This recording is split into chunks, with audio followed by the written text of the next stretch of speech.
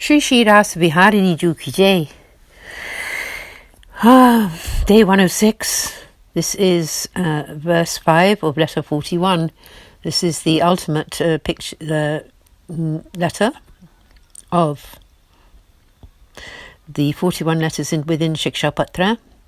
Reading from verse 5 to the end of letter 41. A dedicated devotee of the Lord should invest in their worldly affairs only as much as is absolutely necessary. When they are thus detached, even though their worldly involvement may increase, it will not be obstructive. Sri Hariraji tells us here that an optimum situation is to not be involved in worldly affairs at all. However, if you cannot totally disengage from mundane activities, then you should involve yourself only as much as absolutely necessary with complete detachment.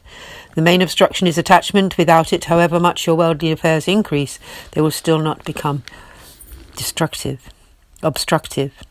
In his Nibandha treatise, Sri Acharyaji has written, the worldly home should be renounced in every way. If you cannot just leave it, then use it in the service of Sri Krishna, for he will release you from all your attachments to the world. In his Bhakti Vardhini, How to Increase Devotion treatise, Sri Acharyaji has written, one who is free from worldly obligations should worship Sri Krishna lovingly through listening to the stories of his pastimes and other devotional activities. One who does have worldly obligations should always try to keep their innermost heart focused on Sri Krishna by listening to his praises, etc. When strong detachment develops from these teachings, you should give up everything and just worship Krishna.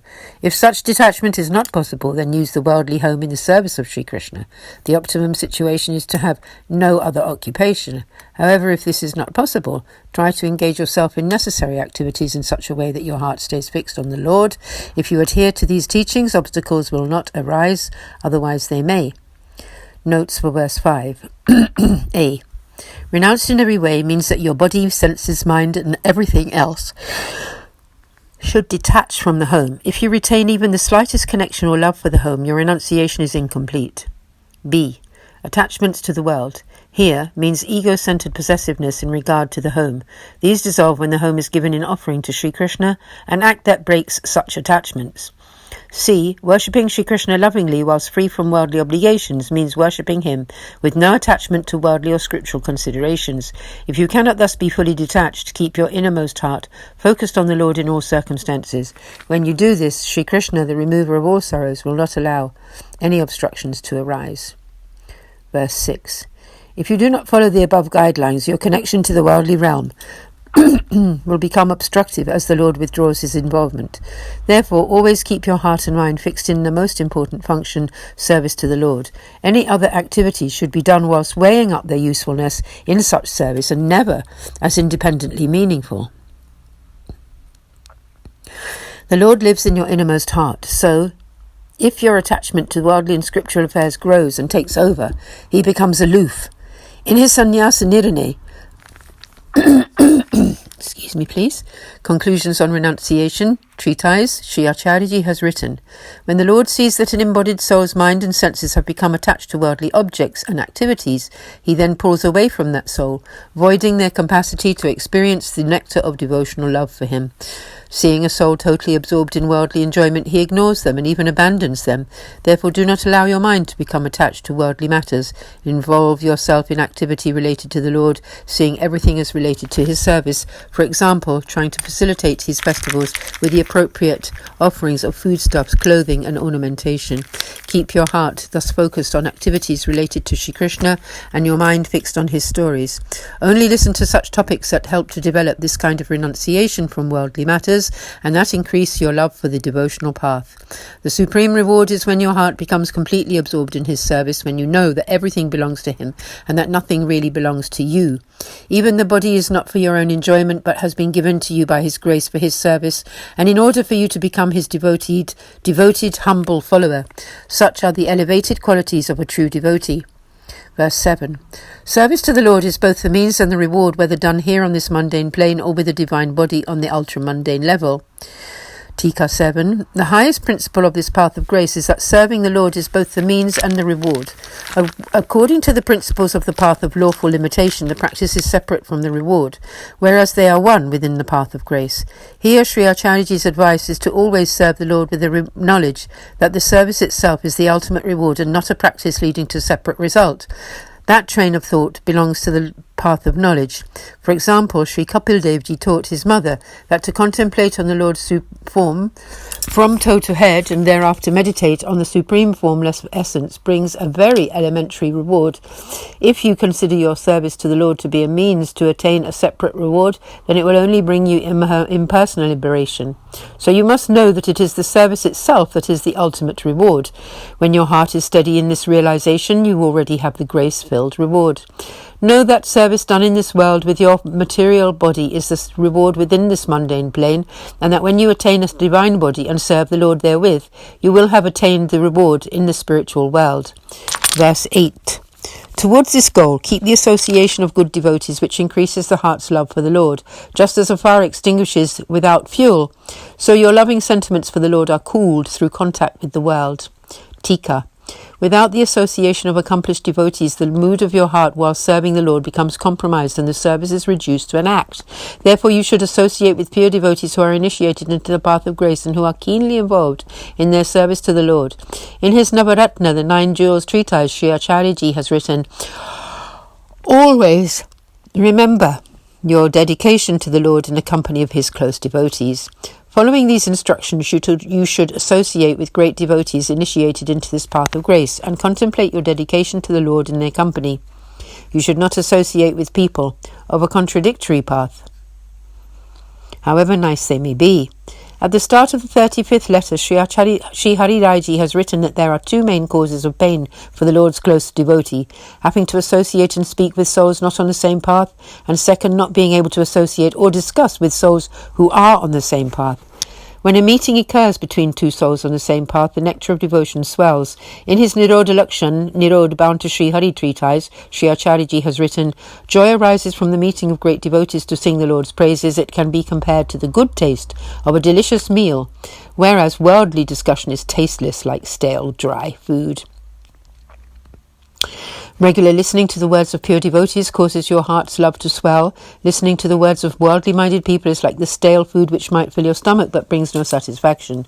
Knowing this, always keep the company of pure devotees of this path of grace, whereby your service, remembrance of the Lord, and your devotional mood will grow.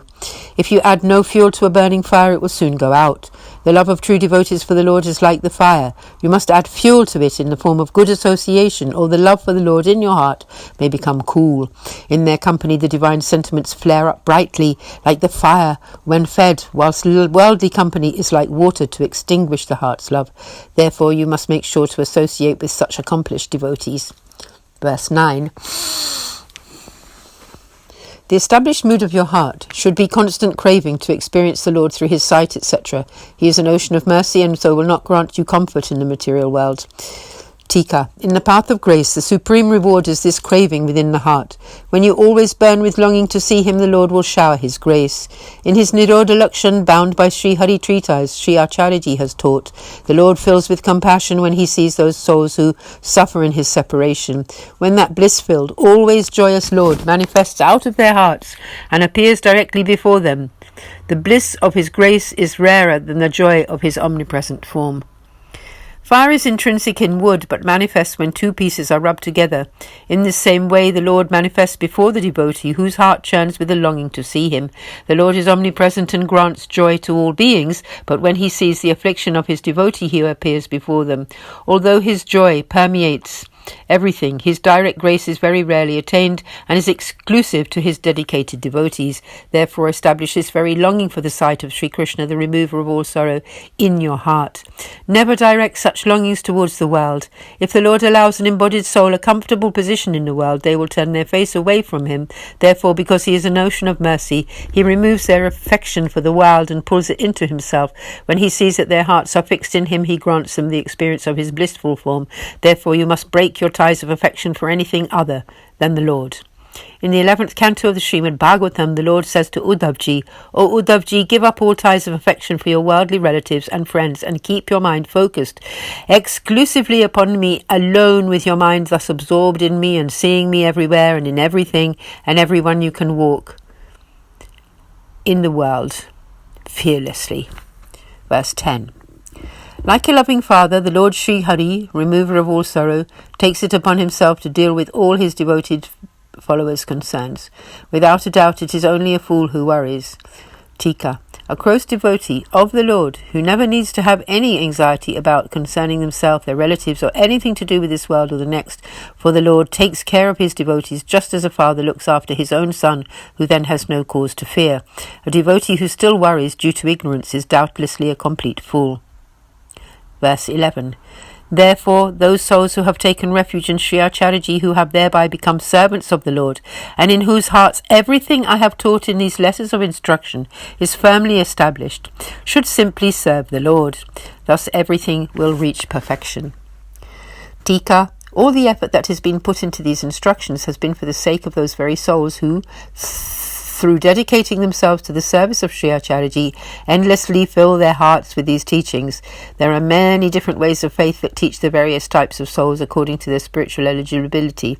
In the path of devotion, reading the relevant sacred texts, singing the Lord's praises, and listening to and talking about the stories of his pastimes are the practices, but the most important is his service, because it brings the devotee directly in front of the Lord. The supreme devotional reward cannot be attained without serving him. Know in your heart that one who serves him is joyfully blessed in every way, for all their actions lead to the fruition of the path of grace. For them, this is the ultimate divine principle. Now, Sri Gopeshwarji, author of all the commentaries contained within these letters of instruction, states, Dear and blessed Hari Jivan Das, to whom the letters are addressed, by approaching your heart, Sri Hari Raiji has removed all of my sorrow too. Please don't think that I myself wrote these words. Sri Hari Raiji entered my heart and wrote them. Sri Acharyaji and Sri Gosaiji reside permanently in Sri Hari Raiji's heart. And thus he has been able to reveal all these teachings. You are very intelligent and must therefore carefully protect these secret and precious jewel-like instructions, for they are not to be carelessly exposed just anywhere and everywhere. Thus concludes letter 41. Thus concludes the reading by Vrajakishori Seva Trust of the 41 letters of Sri Shiksha Patra. Sab Vaishnavan ko sadar sa prem sa ananda aur sadenya. Jai Shri Krishna. Shri Shri Ras Viharini Ju Ki Jai. There can never be enough words to describe the beautiful teachings of Sri Pushti Marg and the grace of Sri Acharyaji, Sri Gosaiji, and here of Sri Hari Raiji himself. Please do visit vrajkishorisevatrust.org for information on our events and books, and hopefully you have now a library of the reading of the Shiksha Patra for you to go to whenever you need to hear the teachings, which are so beautifully instructional and can always thereby through the ears enter the heart. Thank you very much for listening. Jai Jai Shri Radhe.